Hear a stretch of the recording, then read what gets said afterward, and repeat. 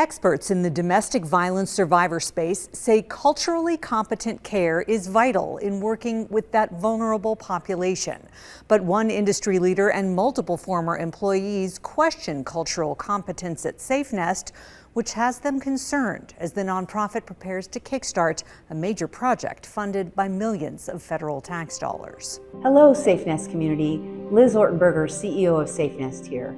The only time SafeNest CEO Liz Ortenberger went on camera with me was a little over 4 months ago, when I first launched my investigation into concerns about safety, sanitation, and services at SafeNest. I wanted to share a few personal and professional updates with you. But she did do this, posting a video statement on YouTube on January 27th after we asked for and she declined an interview for this story. In October, thanks to an incredible investment by the state of Nevada, we're opening One Safe Place, a centralized hub for survivors to access critical wraparound services. As 13 Investigates reported, funding for One Safe Place came at a considerable cost because when the Legislative Interim Finance Committee in June gave SafeNest $9 million ARPA dollars, none of that money was left for any other domestic violence nonprofits in our state. We are concerned about just equity of distribution throughout the state. Elizabeth Abdur-Rahim is executive director of the Nevada Coalition to End Domestic and Sexual Violence. I think SafeNest had a very good proposal, right? They are proposing a family justice center. Family justice centers are known to work for a certain set of survivors.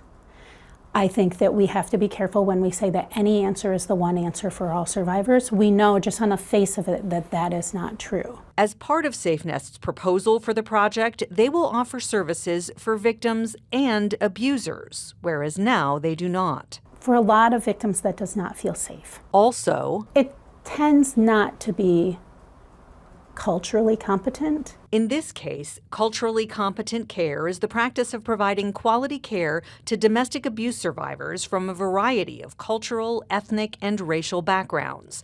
It involves understanding and respecting survivors' values, beliefs, and behaviors, and tailoring care to meet their needs, something that we're told doesn't always happen at SafeNest. That's according to 10 former employees we've spoken with, all of them saying that problem starts at the top. There are so many people that are unhappy and aren't able to provide the best services that they can and the lending ear that they should because the culture of the organization. 2 former employees who worked at SafeNest over the last 2 years went on camera with us asking for anonymity due to fears of retaliation from SafeNest leadership. They say Ortenberger has made derogatory, you know what, it's shameful, and racist comments that they reported to SafeNest's Human Resources Department. Liz referred to the ladies in shelter as apes or gorillas. That really hurt. It really hurt the morale of the staff because it spread.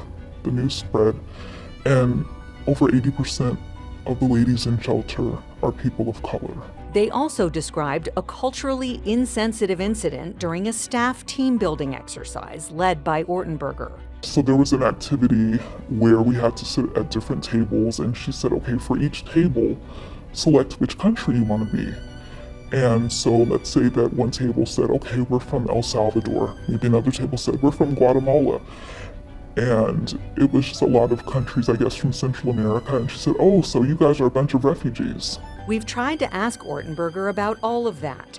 In an email, we specifically told her that multiple former employees were making serious allegations about racially charged comments they heard her make about shelter clients and staff. I had even brought this up to HR because it was a concern of mine. In an emailed response, SafeNest's outside PR firm denied our interview request and ignored the racism allegations. The employees we spoke to believe success and growth at SafeNest hinge on a change in leadership. I think that SafeNest needs someone who's willing to lead with compassion for the survivors and have empathy. No member of the SafeNest Board of Directors will agree to an on-camera interview, but some state agencies who have limited oversight over SafeNest are seeking accountability by checking up on how the nonprofit is handling some of the government grant money it receives. 13 Investigates has learned both the Nevada Attorney General and DCFS are conducting audits at SafeNest this week. We look forward to learning more about that and sharing details with you in future reports. Darcy Spears, 13 Investigates.